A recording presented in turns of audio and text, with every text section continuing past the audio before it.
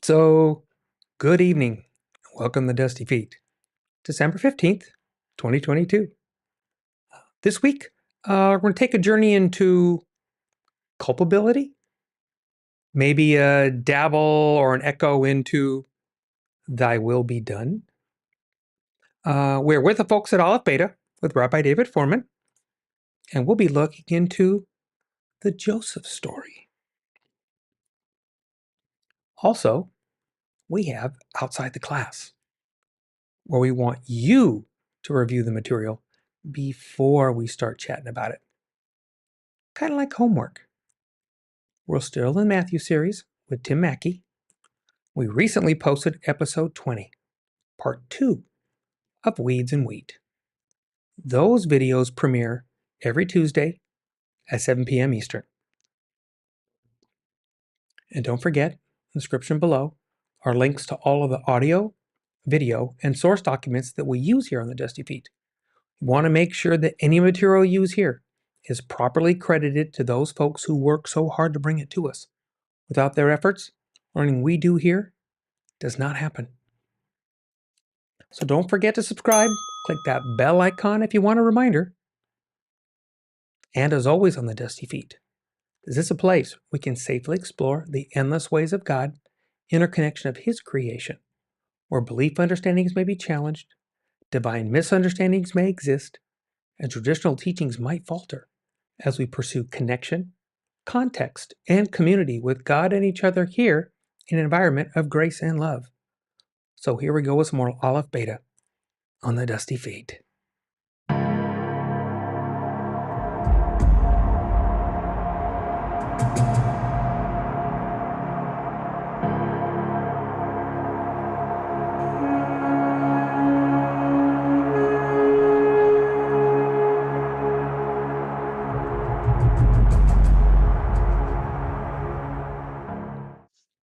Okay, so Rabbi David Fohrman has some very interesting observations and thoughts on this passage in the Torah.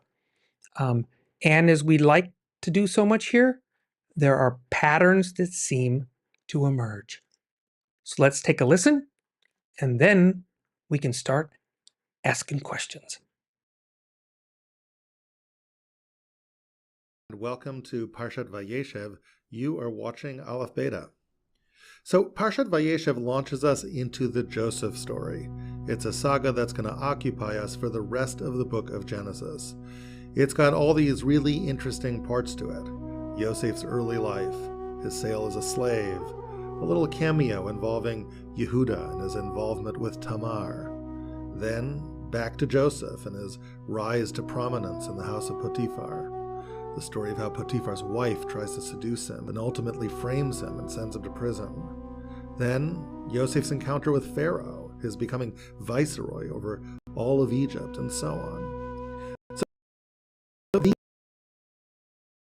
are the vignettes that the surface story of the text. But I want to see something that may be going on underneath the text. A pattern that seems to permeate a story. I want to share a pattern with you.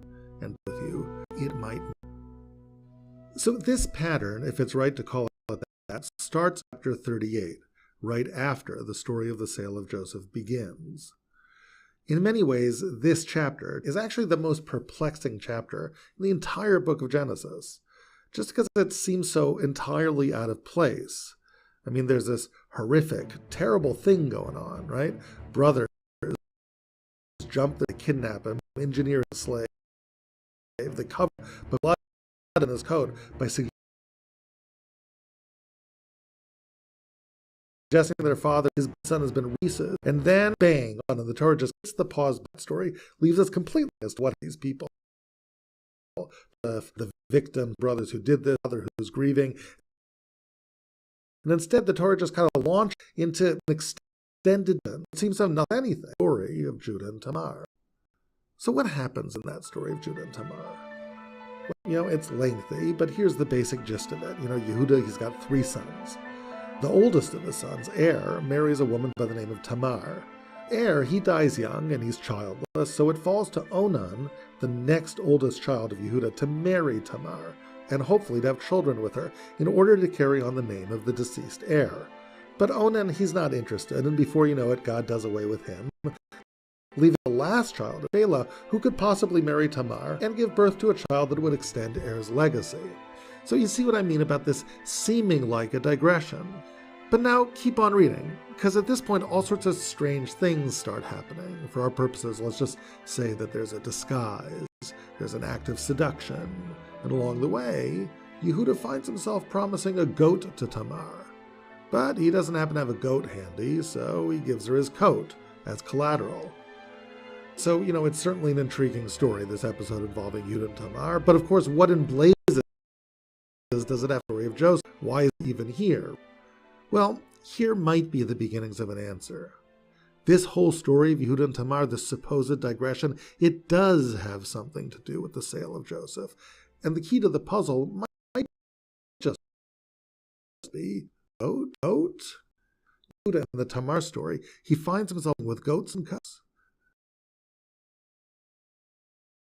Later, the star Yehuda's challenged him direct whether that coat is his, asking him, Hakerna, do you recognize this coat? Well, we've heard all that before, right? Because Yehuda had once before goats and coats. He'd done that back in the sale of Joseph. In that story, brothers had stripped Joseph of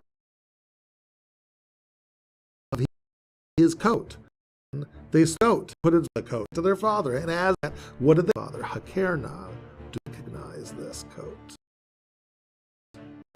It's a real connection. It's just that this is just scratching the surface of the connections between the story of Tamar and the Yosef. Time doesn't go into all, but trust me, manifold connections are there. If you'd like to see, we actually have a whole on this, there's below to it. Suffice it time, we might be the beginning of a pattern. Patterns like this, terrible story, the same, but it seems to be repeating itself somehow in the next episode. I want you to third episode of Joseph Saga. Let's sort of examine whether this pattern of repetition kind of continues. The third episode involves Joseph's interaction in Potiphar.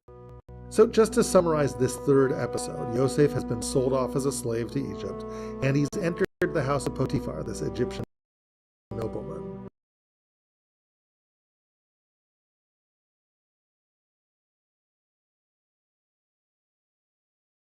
And earns trust of her. He put of his house. But then that trust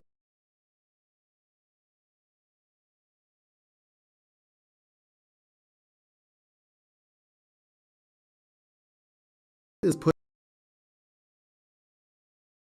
to the test. Yosef is with answers. Yosef reasons, take no search. His whole out. Let's see this. He's out of his, runs out, and Mrs. Put enraged situation around. She coat in her as false. Lodges addition of rape against Yosef. Yosef came to the dungeons where he languishes for many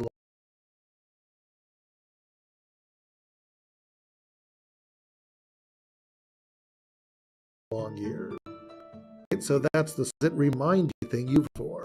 Well, apparently just when the accumulation of response to how in charge of the house. When else you crisis about their member household. When else lose a coat. When adversaries of his use the coat false evidence, lie of the mouse, is Yosef condemned in a veritable hole in the ground afterwards?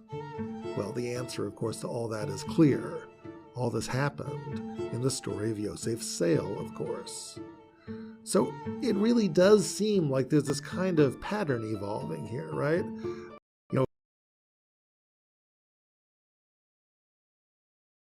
First, we suppose the involved Tamar wasn't regression, that this regression of the that happened back was sold. But now it's larger than just that, because all this happened in Potiphar for the very next story. That feels like this big replay of the story with the pit. And so it sort of seems like there's a pattern. If it really mattered, you'd expect it to happen again. I mean, as the old saying goes, once is an accident, twice is a code, 3 times is earned. Does all been a time? Well, I'm glad you asked, because it happens, it does. Let's look at what happens after Yosef gets that. Major story of Joseph saga is about how he gets out of the dungeon. Here's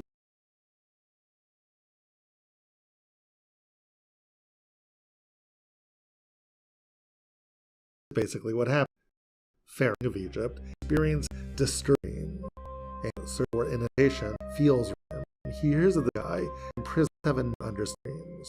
Pharaoh time at Yosef and Paro Vayikras Yosef sent Joseph to Menabor and pulls him out of the pit. The thing, Yosef wasn't strictly in a pit. The term back far put in dungeons was actually Beit Ohar. He was changed. The Beit on when Yosef was in a pit, a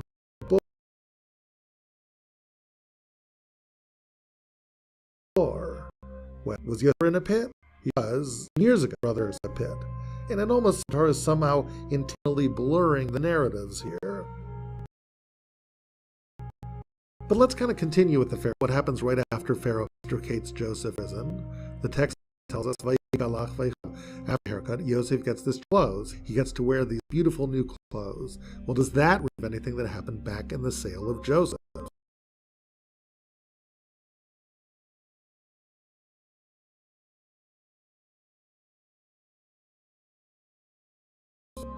And of course it does, right? Brothers through that pit, what did at least Joseph of his beautiful of many years.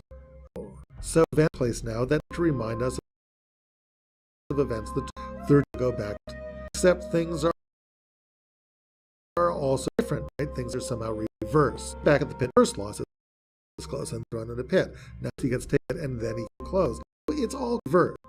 And then change continues, because look at the next step between Yosef and Pharaoh. Vayavo el Paro. He comes before Pharaoh.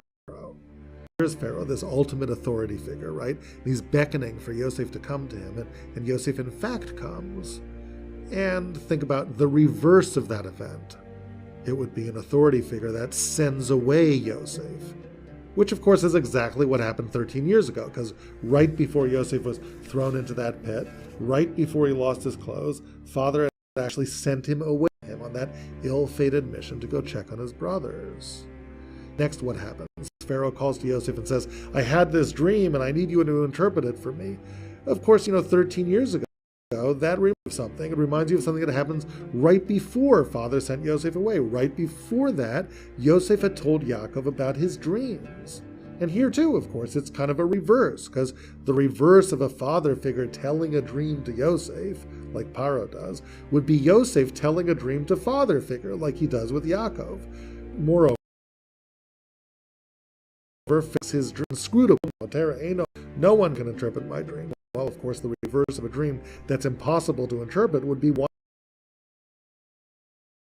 whose vision is really set, so didn't need any intention, which was exactly the kind of dream that everybody thought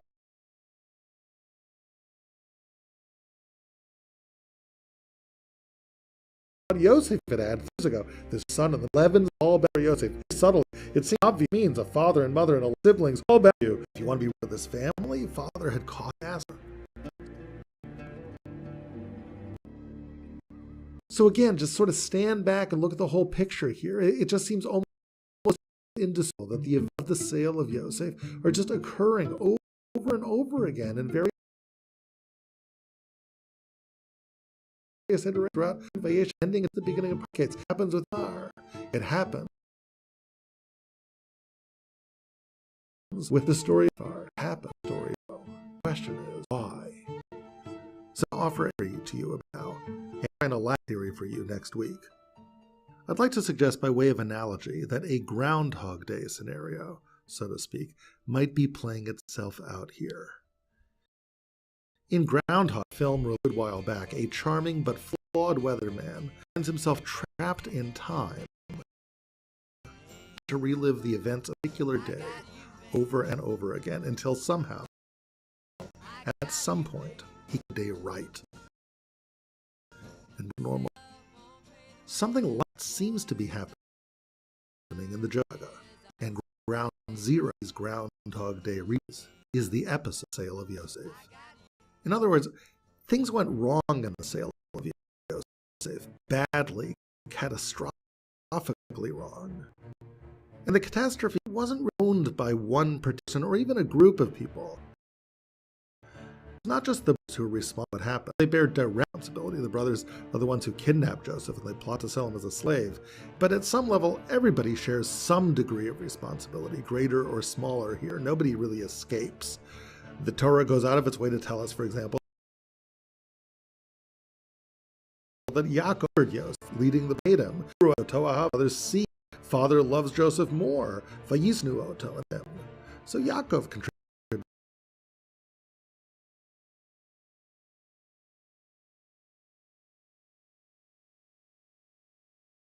in some way here. And he too can do the cat because bad shepherding with others goes out of his him. Yosef these bad words about to follow, and that is the brothers' additional reasons. All combined create a perfect story. Scenario so ghastly that where it happens, anybody in the family imagined that it would happen. The sale of Yosef. So what happens after the sale of Yosef? Evidently, Groundhog happens. Groundhog Day, curse for our erstwhile weather, was locked in that day. It's his prison in time. But it's also an opportunity for him, an opportunity to replay a badly imperfect series of events, the possibility of actually redeeming those events somehow. It's a real second chance. And here in Parshat Vayeshev, that's exactly happening. Some of the key players in this original cataclysm is to revisit the role and see if they can somehow replay the day, as it were, in a way that works better. Can they somehow redeem the past through their present actions? Now, how exactly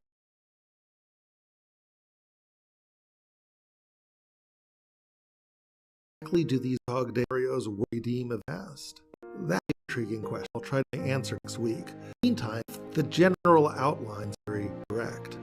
I think we can, with confidence, that one very important thing is true. In the Yosef story, even as each human being pursues his narrowly defined goal, there seems to be another hand working behind the scenes. The hand of fate, or the hand of heaven. Events are mysteriously conspiring to give human beings a second chance to somehow fix some of the greatest mistakes they've ever made in their lives. It's an astounding but awe-inspiring phenomenon in our history. It's a phenomenon bequeaths hope. We get second chances in our own lives. Does God give us these sorts of opportunities? Do we sometimes feel locked in what seems our own prison time, only to discover years later that the prison was less a prison than an opportunity, that we've been given the chance to fix something? All of you and very real questions yourselves. Next week, I aim to continue our journey through the story, through these, and get to their meaning, to try to give some sense of Torah's day, be playing out it might mean. I'll see you.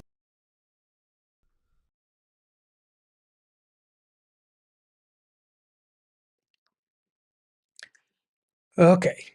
Sorry about the audio and video. I have no idea why. It played fine in practice and many times over. So whatever that was, I don't know. However, like I mentioned in the comments, don't forget that the link to that video is in the description. So I really want you to go listen to it because it really is good. Okay? Please, please, please, please, please. So, as I mentioned in the beginning, culpability, right? And maybe an echo of thy will be done. They seem to intersect a bit here, okay? It's most interesting in a story, to me, when the author takes a left turn on the plot line to interject a seemingly unrelated story. We seem to have this with Judah and Tamar. We know who Judah is already, and then we get the tale of Tamar. This is a sordid and challenging tale, and it has its own learning elements in its own story. No, but at least for my own church history, when we've heard the Joseph story, it seems that the Judah and Tamar part in that narrative, it's always skipped over. Maybe it's just thought of as an oddball story, right? Um, but I really enjoy the journey of trying at least to listen to the scriptures, these collection of scrolls, as a story being told, literally listened to. I need to constantly remember that the folks for many thousands of years, as in contrast to our few hundred, didn't have access to these texts as individuals. Um, they were read to them. The stories were told to them. They were passed down to them, right? From generation to generation. So as I was listening to Rabbi Fohrman, he's fully aware of this, right? And instead of skipping over the story of Judah and Tamar, since we're there talking about the story of Joseph, that he honestly asks, why is it there? Like I mentioned earlier, in the Judah and Tamar story, it has its own fascinating elements to study, but it is also a part of the pattern in the Joseph story. Funny enough, but if you zoomed out even further, it's also part of a greater pattern, a chiastic pattern, right? Uh, but that's going to have to wait for a different study sometime in the future. Okay. Um, but if one were having the story shared to them, this would be very much part of the storytelling. It's funny. I realize more and more how much I've missed. Right. As you know, we really enjoy patterns here on the Dusty Feet, right? The connection part of connection, context, community, it serves two different meanings, really.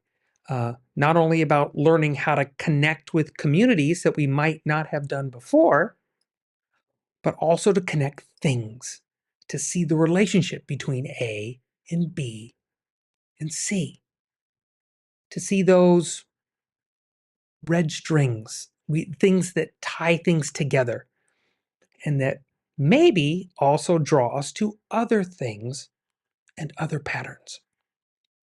This Joseph story has so much of that. We even have a string to the Messiah, but go figure, right? So back to Rabbi Fohrman's points. I enjoyed his groundhog idea that there might be an opportunity to redeem a moment. And a moment itself, right, can be even more complex. True. But yet for now, we're just looking at the life of Joseph and Joseph's story. The Torah gives us multiple examples of repetitive patterns with inverted, swapped, flipped, uh, those all elements and characters, right, in many, many stories. I love these moments, chances to do something differently, to live it with different thoughts. And I mentioned earlier also about thy will be done. So some of us might, when we hear that, right, we're drawn to a story about Jesus, Yeshua, and his, say, moment in the garden. In the garden with a choice, a very real choice to do it God's way or another way. The conflict to give up his will for thy will, to live a garden moment and live that choice differently. I know of course, we are looking back on the story and we're possibly seeing a redemptive moment, and maybe to do something differently when tempted with another choice. I'll even go along with that Yeshua understood the moment, understood the redemptive choices, and of course, he understood everything that was going to follow. But one of the thoughts that goes through my head is, do we recognize our moments? Can we recognize our moments? Are we even looking? How about, do we believe that can happen? I guess that's a very real question. Do we believe that that can happen? Because if one doesn't, right, then there's no use in looking or expecting that, really. If one does, then each day might look a bit different, maybe, right? I am not saying that you should or shouldn't. I'm just bringing up the topic for discussion. You can talk amongst yourselves. Plenty of coffee and donuts. So there's another thought. And of course, we'll never know. But did Joseph ever think any of this, right, during his life? Did thoughts of, this feels like a place I've been before, and am I going to do it different? We know that the Judah and Tamar part of this story was not part of Joseph's knowledge with his actions, right? But it was inserted because it reflected a part of the different people in the whole story, right? So, how much of our lives might be looked back upon, possibly by us, possibly by others, and some similar elements might apply? Will someone look back at us and see the moments that we probably did not see in the moment? We've talked about this kind of thing with Abraham and Sarah and Zechariah and Elizabeth, right? We've mentioned this, that Zechariah, in his moment, his Abraham pattern moment, and I'd be willing to bet that he did not realize in the moment as he spoke those comments to the angel, right, to the messenger. But maybe he did see, well, at least he had time to ponder it while he was in his mute stage until John was born, right? Joseph lived a very dramatic and traumatic life, right? Ups and downs, flipped and flopped, sometimes culpable, many times not. But God seemed to have a will in mind, regardless of the choices of the people involved. And so the story continues around and around until thy will takes its course. Choices? Yes. God's will? Yes. Do they collide at times? Most definitely.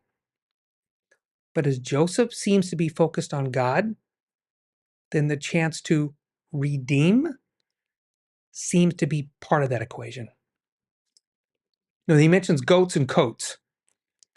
And in the moment, probably not so obvious for sure, but for our benefit, with the storytelling, looking back, we're the beneficiary of seeing their choices and God's will collide, right?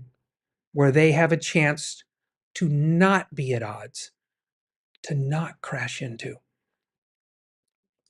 So I'll change my words from collide to come alongside, where the two will move along together, right? Where we align ourselves with God's will. That does not mean that it's going to feel great and awesome all of the time, right?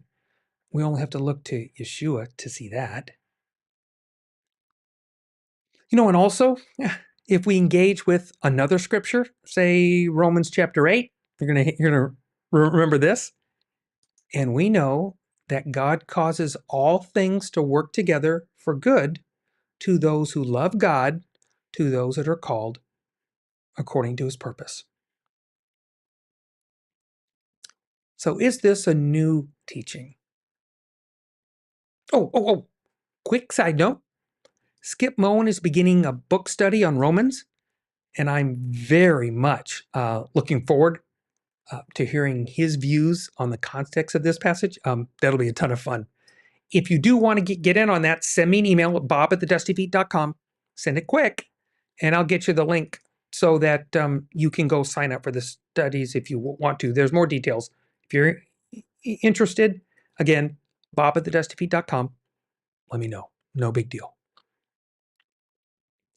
So back to this, is it a new teaching, right? Okay. For the sake of this discussion, in this particular scroll, Romans, it's directed towards those that are not based with or have a foundation of or even have a Torah background.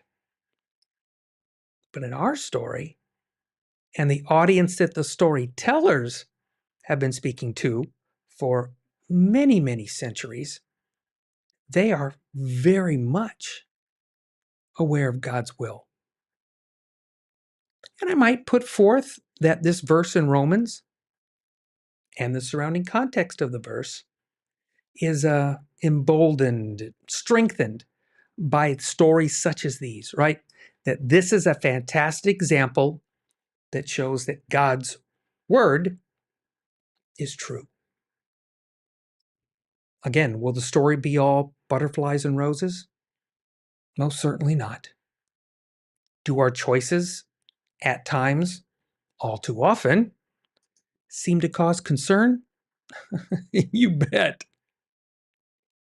But as the very verse says, and we see in this continuing section of stories in Scripture, not only are these redemptive patterns in those lives lived, but the good at the end not only benefited those that loved God, Jacob, his family, including Joseph, but the generations that followed. You know, one would have to say Egypt as well. So I guess there can be a benefit to being around those folks as well, right? Those that love God and those that are called to his purpose. You know? And I think that being in a community of those folks just might increase that chance. And I'm looking forward to Rabbi Fohrman's part 2 on this as he extends our look into Joseph's life and his choices and his Groundhog Day and his redemptive possibilities. So, point to ponder. I'm going to toss this out at you. Something to think about. George Santayana said this quote that many of you are aware of. Those who cannot remember the past are condemned to repeat it. That's the actual quote from George. Okay. But this paused and caused me to actually think about something. So this is my quote. I don't know if it's a quote, but it's something that came to mind in my head.